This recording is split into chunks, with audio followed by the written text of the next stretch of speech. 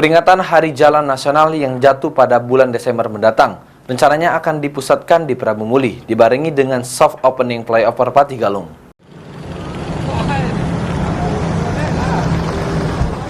Proyek flyover Patigalung memasuki tahap finishing pemasangan ornamen dan lampu jalan.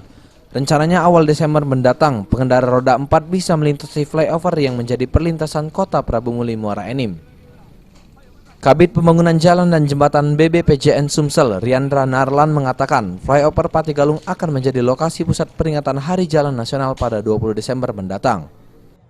Bukan diresmikan, kalau diresmikan sudah jelas nanti bareng dengan Bapak Presiden untuk peresmian jalan tol. Tapi semacam soft opening lah, soft opening, tapi eventnya itu Hari Jalan Nasional, sekitar tanggal 12 atau tanggal 14 Desember. Nah, kalau sampai saat ini sudah berapa persen ini Pak?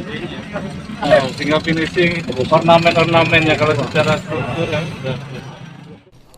Dengan penunjukan flyover Patigalung sebagai lokasi peringatan Hari Jalan Nasional Provinsi Sumatera Selatan, Wali Kota Prabu Muli Ridho Yahya akan mendukung penuh. Bahkan orang nomor 1 di Kota Nanas itu berharap saat peresmian tol, flyover, perumahan komunitas dan BLK UPT Pusat bisa dihadiri Presiden Republik Indonesia Joko Widodo. Harapan kita kalau bisa kita gabungkan dengan Pak Presiden peresmiannya. Pertama peresmian tol, kedua peresmian flyover, ketiga rumah komunitas kan dari kementerian juga. Nah kalau bisa konekkan dengan kementerian tenaga kerja, peresmian PMK juga. Jadi sekali presiden ke sini, sekali 45 kan senang presiden kalau banyak industri kan itu harapan. Rencananya peringatan Hari Jalan Nasional akan bertepatan dengan soft opening flyover Patigalung sekitar 12 atau 14 Desember.